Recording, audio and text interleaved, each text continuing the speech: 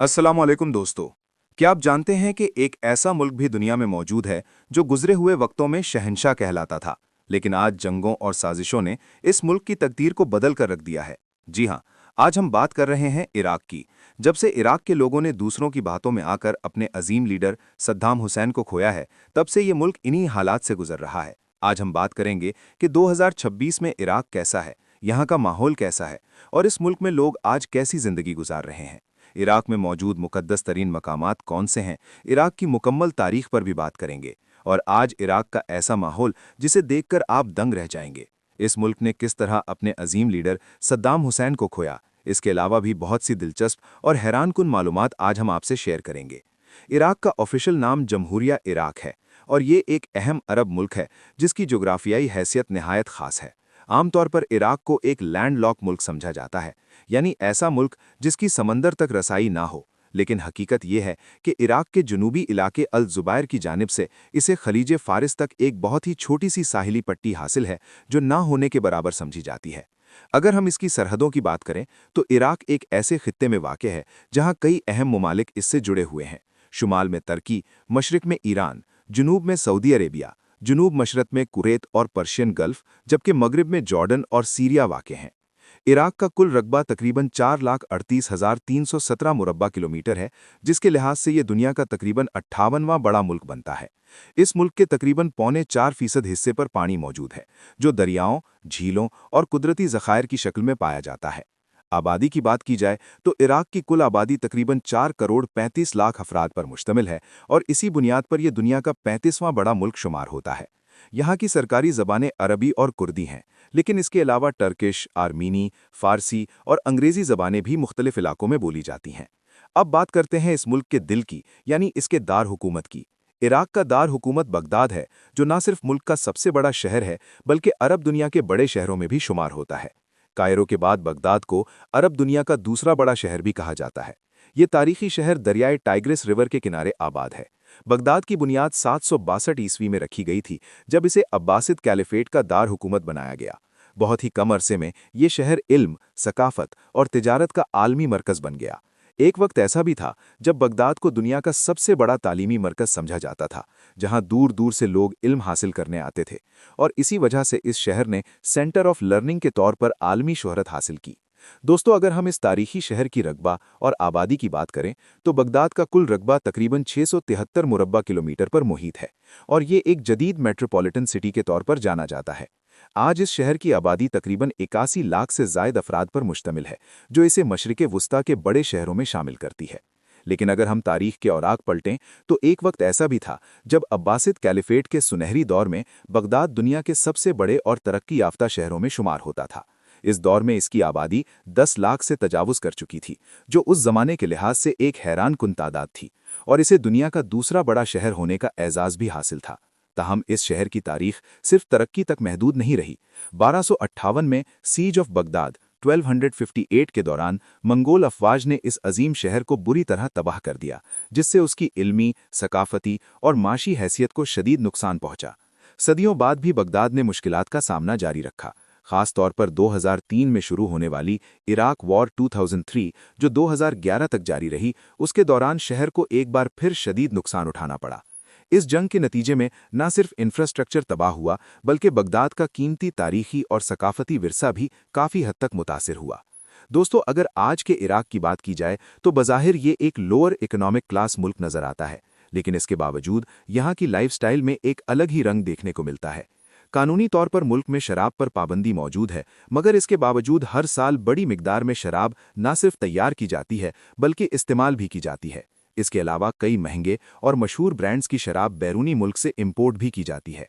पूरे इराक में जगह जगह शीशा क्लब देखने को मिलेंगे, जहां इराकी लड़कियां फैशनेबल ड्रेसेस में एंजॉय करती और डांस करती नजर आएंगी। मुल्क में मसाज सेंटर भी आपको जगह जगह मिलेंगे। डांसिंग के बाद लड़कियां इंतहाई नाजेबा लिबास पहनकर डांस करती नजर आएंगी, जबकि गैर मुल्की लोग भी खूब एंजॉय करते हैं।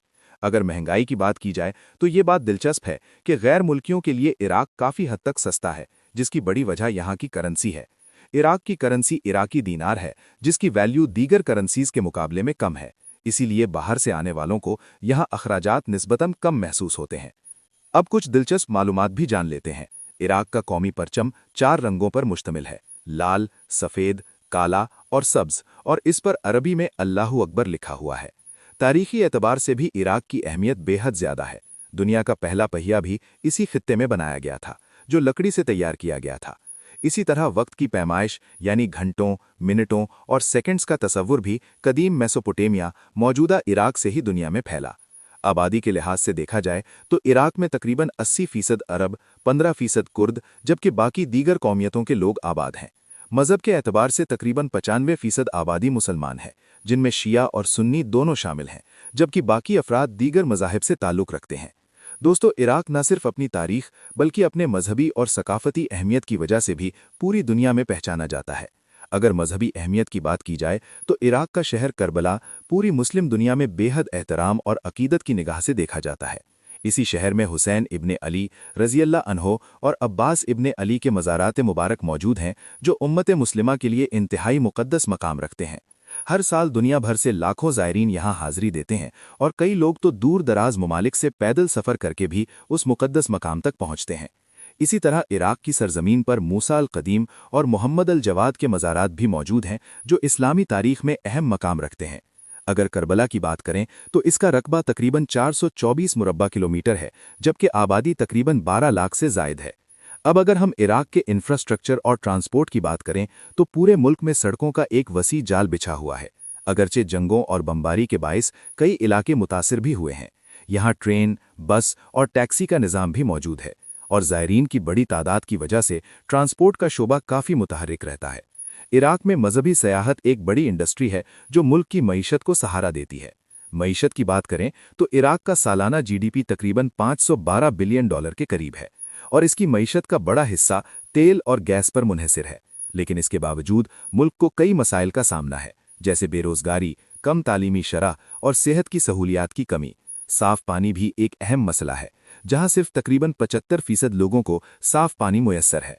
जोग्राफियाई के लिहाज से इराक की ज़मीन ज़्यादातर सहराई है, जबकि तकरीबन 45% हिस्सा पहाड़ी और मैदानी इलाकों पर मुश्तमिल है। यूफ्रेटीज़ रिवर और टाइग्रिस रिवर के अतराफ के इलाके सरसब्ज हैं, जहां ज़राअत और कारोबार ज़्यादा होता है।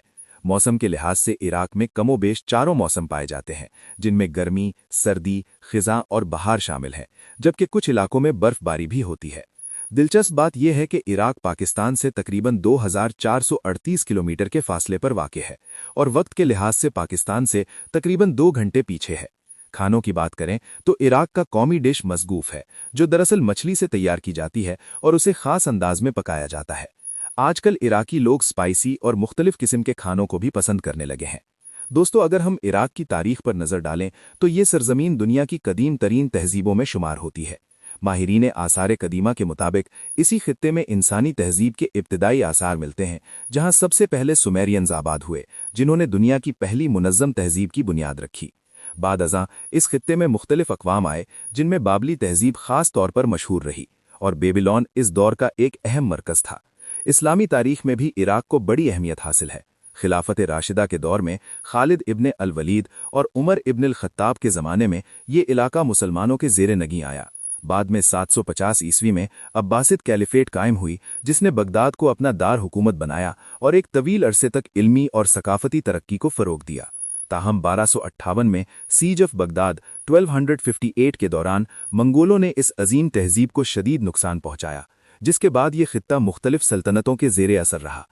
1534 में ऑटोमन एम्पायर ने एक तवील जंग के बाद इराक को फतह कर लिया, और ये इलाका तकरीबन 4 सदियों तक उस्मानियों के कब्जे में रहा। पहली जंग अजीम के बाद 1919 में यूनाइटेड किंगडम ने यहाँ कंट्रोल हासिल कर लिया, और 1921 में Faisal the first of Iraq को इराक का बादशाह मुकर्रर किया गया। बाद अज़ा उनके बाद गाजी ऑफ इराक और फिर Faisal the second of Iraq हुक्मरान बने। 1958 में एक इनकलाब के नतीजे में बादशाहत का खात्मा हुआ और अब्दुल करीम कासिम ने इक़्तिदार संभाला। इसके बाद भी इराक में सियासी तब्दीलियां जारी रहीं और मुख्तलिफ हुकूमतें आती जाती रहीं। 1979 में सद्दाम हुसैन इक़्तिदार में आए, जिनके दौर में इराक ने कई अहम जंगों का सामना किया। 1980 से 1988 तक ईरान इराक वॉर जारी रही, जिसमें दोनों ममालिक को भारी नुकसान उठाना पड़ा। इसके बाद 1990 में इराक ने कुवैत पर हमला किया, जिसके नतीजे में गल्फ वॉर शुरू हुई और इराक को शदीद नुकसान का सामना करना पड़ा। 2003 में यूनाइटेड स्टेट्स की क़यादत में इराक पर हमला किया गया, जिसे इराक वॉर 2003 कहा जाता है। इस जंग के बाद मुल्क में बड़ी सियासी तब्दीलियां आईं और नई हुकूमत कायम की गई। बाद अज़ां 30 दिसंबर 2006 को सद्दाम हुसैन को सजाए मौत दी गई, जो इराक की तारीख का एक अहम और मुतनाज़िया मोड़ था।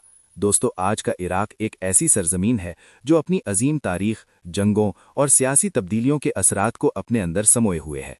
ये मुल्क आज भी तरक्की की कोशिश कर रहा है, लेकिन माजी के असरात अब भी उसके हालात पर नजर आते हैं। तो प्यारे दोस्तों, ये थी हमारी आज की इराक के ऊपर बनाए जाने वाली दिलचस्प वीडियो। अगर वीडियो अच्छी लगी हो, वीडियो को लाइक और चैनल को सब्सक्राइब कर दें। मिलते हैं इंशाअल्लाह एक नई वीडियो में। अपना ख्याल रखें। अल्लाह हाफिज।